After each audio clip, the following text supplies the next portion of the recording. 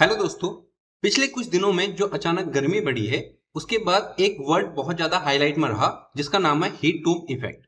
आज की इस वीडियो में हम इसी हीट डोम इफेक्ट को पढ़ेंगे कि ये एक्चुअल में होता क्या है और कैसे बनता है। ठीक है, इससे पहले हमें एक चीज हमें समझनी होगी जिसे कहते हैं नॉर्मल एयर सर्कुलेशन, क्योंकि बिना एयर सर्कुलेशन समझे हम हीट डोम इफेक्ट को नहीं समझ पाएंगे। ठीक है, देखिए सिंपल सी बात है। मान लीजिए ये कोई प्लेस है जिसका नाम है ए। ठीक है, एक छोटा सा प्लेस है जिसका नाम है ए। इसके बाद क्या है, देखो क्योंकि समर है, गर्मियों के दिन है और लगातार ये ए प्लेस को सूर्य की रोशनी जो है गर्म कर रही है। अब जैसे जैसे ये सूर्य की रोशनी से गर्म होगा तो क्या होगा, यहाँ पे टेम्परेचर बढ़ जाएगा, हाई टेम्परेचर होगा। और जैसे ही हाई टेम्परेचर होगा यहाँ की जो हवा है, एयर है, ये अचानक से गर्म होने लगेगी। ठीक है, यहाँ की हवा गर्म होने लगेगी। और आपको पता है कि जैसे ही हवा गर्म होती है वो ऊपर को उठती है, क्योंकि आपने देखा होगा जैसे एसी की हवा ठंडी है तो नीचे बैठती है और प्रेशर कुकर से जो हवा निकलती है गर्म हवा वो ऊपर को उड़ती है। ठीक है, तो इसी वजह से यहाँ की जो एयर है वो क्या है, गर्म हो गई है तो ये ऊपर को उड़ना शुरू होती है। अब देखो जैसे ही जैसे ये अपवर्ड जाएगी, हवा ऊपर की ओर जाना शुरू होगी, तो उसके बाद क्या होगा, इस प्लेस पे ए वाले प्लेस पे क्या क्रिएट हो जाएगा, वैक्यूम क्रिएट हो जाएगा। वैक्यूम का मतलब क्योंकि हवा सारी गर्म होकर ऊपर उड़ गई है तो इस स्थान पे जो ए प्लेस है जहां की हवा सारी ऊपर चली गई है वहां पे हवा की कमी हो जाएगी, यानी वैक्यूम क्रिएट हो जाएगा। अब देखो, अब आपको पता है कि जैसे ये गुब्बारा है इसमें कम हवा है और जहां पे कम हवा होगी वहां पे क्या होगा, एयर प्रेशर कम होगा। और जैसे ये बड़ा गुब्बारा है इसमें जो है ज्यादा हवा है तो इसका जो प्रेशर होगा हवा का वो ज्यादा होगा। कैसे, देखो अब इसी कम गुब्बारे को अगर आप ज्यादा फुलाते जाओगे तो इसमें एयर प्रेशर बढ़ेगा और एयर प्रेशर के बढ़ने के बाद एक बार ये फूट जाएगा। ठीक है, तो आपको पता है कि जहां पे, इस चीज को हमेशा ध्यान रखना कॉन्सेप्ट को, कि जहां पे हवा कम है वहां पे एयर प्रेशर भी कम होगा, यानी वायुदाब कम होगा। और जैसे जैसे हवा बढ़ेगी वैसे वैसे वायुदाब भी उसमें बढ़ता जाएगा। किसी एक एरिया में हो सकता है या किसी पर्टिकुलर चीज पे हो सकता है। ठीक है, ध्यान रखना। चलिए, उसके बाद तो हमें यह पता चल गया जहां पे हाई टेम्परेचर होगा वहां पे वैक्यूम क्रिएट हो जाएगा, क्योंकि सारी हवा ऊपर उड़ गई।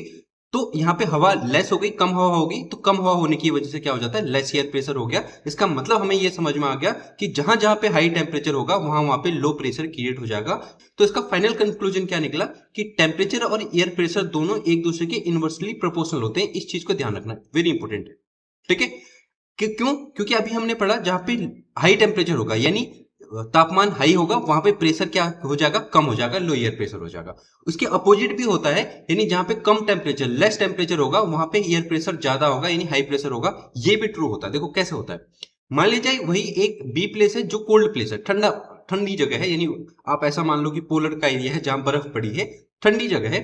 तो ठंडी जगह के होने की वजह से क्या होगा, अपवर्ड एयर मूवमेंट नहीं होगा, यानी हवा ऊपर को नहीं उड़ेगी, क्योंकि हवा तभी उड़ेगी जब गर्म हो। मैंने बताया था ना, जैसे एसी की हवा है जब नीचे बैठ रही है क्योंकि वो ठंडी है, तो जब भी जो भी ठंडा प्लेस होगा वहां की हवा नीचे सरफेस पे ही चिपकी रहेगी, और सरफेस पे चिपकी रहेगी तो ये सरफेस पे ज्यादा एयर होगा, और ज्यादा एयर होगा तो अभी हमने पढ़ा था कि जहां जहां ज्यादा एयर होगा वहां हाई प्रेशर होगा, उच्च वायुदाब होगा। तो क्लियर कट हमारी ये समझ में आ गया कि जहां पे कोल्ड प्लेस होगा वहां पे उच्च दाब होगा यानी हाई प्रेशर होगा, और जहां पे गर्म जगह होगी वहां पे लो प्रेशर। इस चीज को हमेशा ध्यान रखना क्योंकि ये 100% हमेशा फॉलो होगा। ठीक है, चलिए, ज्योग्राफी में बहुत ज्यादा इंपॉर्टेंट कॉन्सेप्ट है, ये आपकी समझ में आना चाहिए। अब एयर सर्कुलेशन देखो कैसे होगा। ये हाई प्रेशर हो गया, बी हमने पढ़ा था अभी जो कोल्ड प्लेस है बी वाला, ए प्लेस जो बहुत ज्यादा गर्म प्लेस है यहाँ पे हमें पता है लो एयर प्रेशर हो गया। तो हवा जो है हमेशा ध्यान रखना हाई प्रेशर से लो प्रेशर की ओर बढ़ेगी। क्यों क्यों ऐसा क्यों होता है, देखो एक्चुअल में पृथ्वी जो है बैलेंस बनाने की कोशिश करती है। पृथ्वी का सरफेस हमेशा बैलेंस बनाने की कोशिश करेगा, क्योंकि यहाँ से हवा ऊपर उड़ चुकी है तो यहाँ पे हवा है ही नहीं, वैक्यूम में अभी तो हमने पढ़ा था। तो जहां भी ज्यादा एयर प्रेशर होगा यानी हवा जहां ज्यादा होगी उस ज्यादा से कम की ओर हवा हमेशा चलेगी। पृथ्वी जो है हमेशा बैलेंस बनाने की कोशिश करेगी, और तब तक होगा जब तक इन दोनों की हवा जो है बराबर ना हो जाए।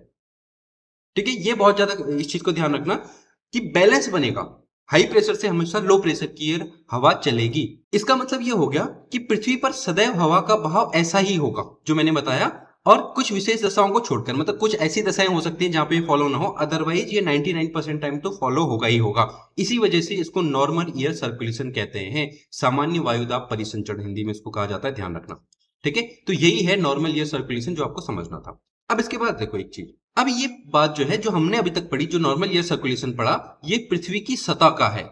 पृथ्वी की सतह पर नॉर्मल एयर सर्कुलेशन है। इसके ऊपर जो है क्षोभ मंडल पनी, क्योंकि जैसे ये हवा ऊपर गई ना, ये हवा ऊपर गई तो कहां की ओर बढ़ रही है, क्षोभ मंडल की ओर बढ़ रही है, सतह से ऊपर की ओर बढ़ रही है। और जैसे जैसे यह हवा ऊपर बढ़ेगी तो ऊपर का जो एयर सर्कुलेशन होगा बिल्कुल इसके अपोजिट होता है। देखो कैसे होता है, ये लो प्रेशर एरिया था, हवा ऊपर गई, ऊपर जाते जाते क्या होगा, अब यह हवा जैसे 10 से 12 किलोमीटर ऊपर जाएगी, धीरे धीरे ठंडी होती गई और 10-12 किलोमीटर ऊपर जाने पर यानी क्षोभ मंडल के पास जाने पर ये पूरी तरह ठंडी हो गई। क्योंकि हमने देखो सरफेस पे हवा गर्म थी, ऊपर की ओर उड़ी, ऊपर की ओर जितना उड़ेगी हवा ठंडी होती जाएगी और ठंडी होते होते होते एक टाइम ऐसा आ जाएगा जब बिल्कुल क्षोभ मंडल तक पहुंच जाएगी, 10-12 किलोमीटर ऊपर तक ये हवा बिल्कुल ठंडी हो जाएगी।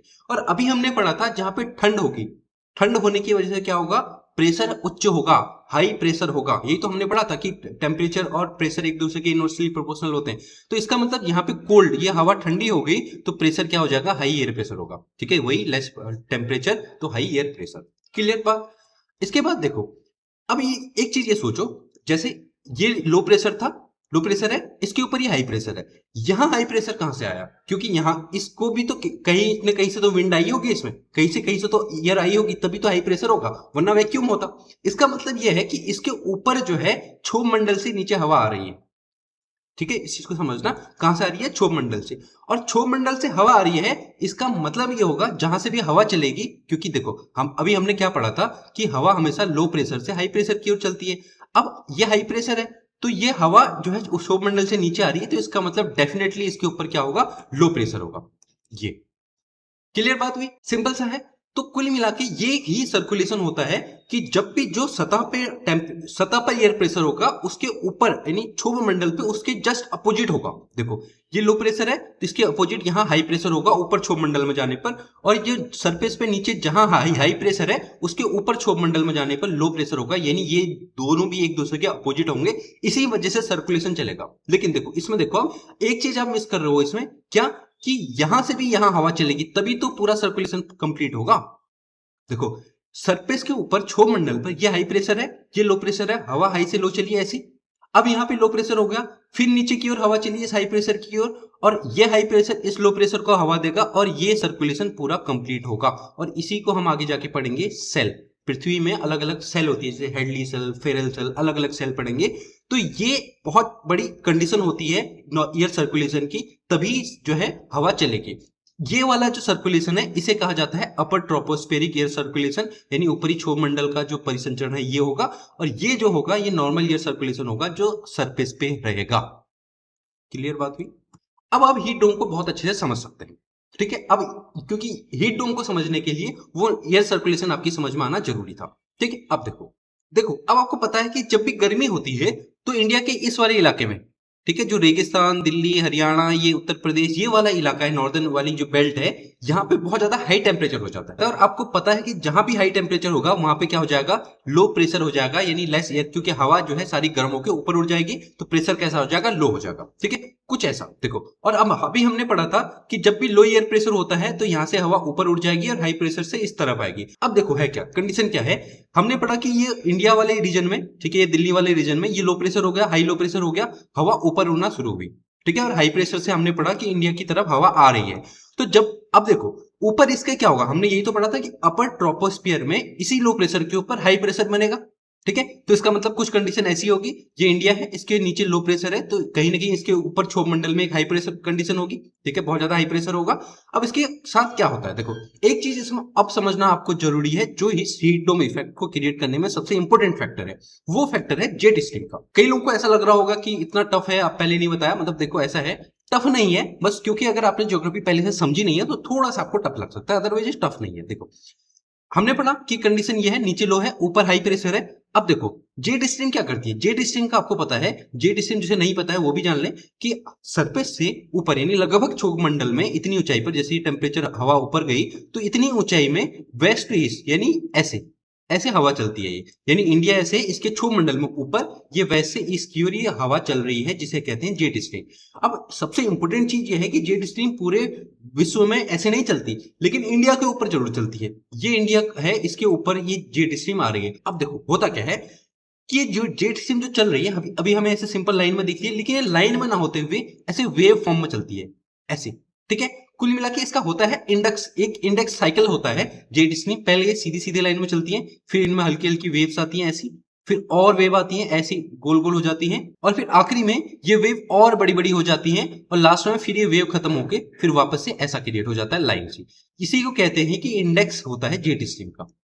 समझ में आई बात? यानी जेट स्ट्रीम एक लाइन में ना चलते हुए एक साइकिल बनाती है, पहले हल्का मूव होती है, फिर और गोलाई में चलती है, फिर और गोलाई में चलती है, इस तरीके से होता है। अब इसी को देखो, इसी गोलाई में चलने की वजह से, इसी ये देखो ये जेट स्ट्रीम है, ये गोलाई में चलने की वजह से एक ब्लॉक बनता है जिसको कहते हैं ओमेगा ब्लॉक। आपने मैथ्स में ओमेगा पढ़ा था ना, ऐसे ही तो होता है ओमेगा। ये देखो ओमेगा बन गया, इसी को कहते हैं ओमेगा ब्लॉक।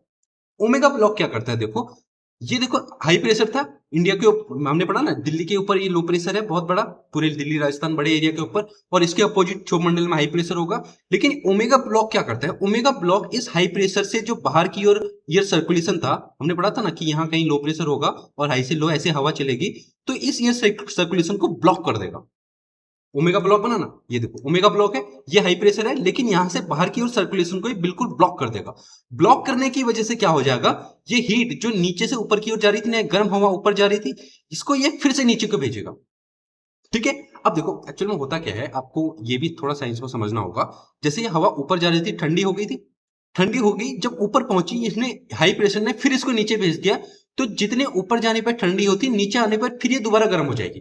ठीक है, यही तरीका होता है। मतलब जो सरफेस है उसमें ये सर्कुलेशन ही ऐसा होता है कि जैसे जैसे ऊपर जाएगी ठंडी होगी, नीचे आएगी तो फिर गर्म हो जाएगी। अब ये गर्म होने की वजह से देखो, ये गर्म हवाएं वापस से नीचे से फिर से सरफेस आ रही है, और ये हीट को कहीं बाहर जाने का मौका ही नहीं था, क्योंकि जो ये नॉर्मल एयर सर्कुलेशन था यहाँ ऐसे बाहर निकल रही थी, ये ब्लॉक हो गया। ब्लॉक होने की वजह से ये डोम बन गया। देखो ये सर्कुलेशन था, ऊपर जा रही थी, ये हाई प्रेशर फिर इनको नीचे भेज दे रहा है, तो ये हवा ऐसे फंस गई है, एक प्रेशर कुकर कंडीशन जैसे बन जाती है। ठीक है, हमारी जो इंस्टाग्राम पे डेली इन्फोग्राफिक सीरीज चलती है, उसमें मैंने ये अच्छे से इसको बताया था कि क्या होगा कि सतह पर अत्यधिक गर्म होने की वजह से गर्म हवा सतह से ऊपर की ओर उठती है, लेकिन क्षोभ मंडल में उच्च वायुदाब होने के कारण यह उच्च वायुदाब गर्म हवाओं को पुनः पृथ्वी पर ऐसे धकेल देता है। इसकी वजह से क्या होती है, प्रेशर कुकर कंडीशन बन जाती है। ये देखो इस पूरे एरिया में एक ऐसा कंडीशन बन गई जैसे फटेगा। ठीक है, हवा सारी इसमें बैठ रही है, और इसी एयर प्रेशर कुकर कंडीशन को कहा जाता है हीट डोम प्रभाव। करेक्ट हुआ? हीट डोम प्रभाव क्या है, बिल्कुल समझ में आ गया होगा। कैसे हीट डोम प्रभाव बनता है ये भी समझ में आ गया होगा। और एक इंपॉर्टेंट चीज इसमें यह है कि ये हीट डोम प्रभाव अस्थायी है। अस्थायी का मतलब ये कुछ दिनों या हफ्ते के बाद समाप्त हो जाएगा। समाप्त क्यों होगा, क्योंकि अभी हमने पढ़ा था कि जेट स्ट्रीम, देखो ये मान लीजिए ओमेगा ब्लॉक बन गया, और ये कुछ ओमेगा ब्लॉक फिर भी परसिस्ट रहा, लेकिन ये फिर ये ऐसी तो लाइन बन जाएगी, ओमेगा ब्लॉक यानी खत्म हो जाएगा। जैसे ही ओमेगा ब्लॉक खत्म होगा, वैसे ही ये जो हीट डोम इफेक्ट है, ये सर्कुलेशन ऑटोमेटिकली समाप्त हो जाएगा, क्योंकि जो नॉर्मल एयर सर्कुलेशन है फिर से चालू हो जाएगा, हाई प्रेशर से फिर से हवा बाहर निकलना शुरू हो जाएगी। इस तरीके से कुल मिला के हीट डोम प्रभाव भी कुछ दिनों तक, क्योंकि जो जेट स्ट्रीम का ये सर्कुलेशन है 15-20 दिन का साइकिल होता है, तो मान लीजिए मैक्सिमम ये जो है 10 से 12 दिन तक आपका हीट डोम इफेक्ट रहता है, फिर क्रिएट होता है। फिर आपको देखो अभी गर्मी चढ़ी है, फिर आपको बीच में देखोगे या बारिश होगी, एकदम से बारिश होगी, फिर गर्मी चढ़ेगी, तो ये साइकिल जैसा एक चलता रहेगा हमेशा। ठीक है, तो यही जो होता है हीट डोम इफेक्ट होता है। इसी की वजह से एक टाइम पे बहुत ज्यादा गर्मी फील होती है, फिर हल्का सा मौसम ठीक होता है, फिर गर्मी फील होगी। ये जेट स्ट्रीम की वजह से होता है, और नॉर्मल एयर सर्कुलेशन इसमें इंपॉर्टेंट रोल प्ले करता है। ठीक है, कुल मिला के आपकी समझ में आ चुका होगा। इसके अलावा देखो, अगर आप ज्योग्राफी को बहुत अच्छे से समझना चाहते हो, छोटी छोटी क्लिप में समझना चाहते हो 3D एनिमेशन के साथ, मैंने 3 मिनट 4 मिनट की छोटी छोटी वीडियोज बनाई है। आप जाके एक बार प्लेलिस्ट में जाके 3D एनिमेशन सीरीज सर्च कीजिए, वहां पे आपको मिल जाएंगी छोटी छोटी वीडियोज हैं, लेकिन बेसिक ज्योग्राफी, क्योंकि ये जो हमने पढ़ा ना नॉर्मल ये सर्कुलेशन, ये बेसिक है, ये चीजें आपको वहां पे इजीली 3D फॉर्मेट में मिल जाएंगी। जाके एक बार जरूर विजिट करिएगा। ठीक है, आज के लिए इतना ही। वीडियो को लास्ट तक देखने के लिए बहुत सारा थैंक यू। और अगर आपको हमारी वीडियो पसंद आई हो तो इसे लाइक करें, अपने दोस्तों का शेयर करें, चैनल को सब्सक्राइब जरूर करें, क्योंकि देखिए जैसे जैसे ऑडियंस बढ़ेगी, जैसे जैसे मुझे अच्छा रिस्पॉन्स मिलेगा, मैं और अच्छी अच्छी वीडियोस इसमें लेके आऊंगा। इसलिए मोटिवेशन जरूरी है, क्योंकि कोई भी इंसान एकदम लगा नहीं रहना चाहता। अगर रिस्पॉन्स ही नहीं आ रहा है तो लगता है कि यार नहीं, मेरा कंटेंट ही खराब है। ठीक है, तो उसे सपोर्ट कीजिए और आगे तक बढ़ाइए थोड़ा, और चैनल की ग्रोथ में मेरी हेल्प कीजिए। ठीक है, उसके लिए इतना ही। Thank you so much.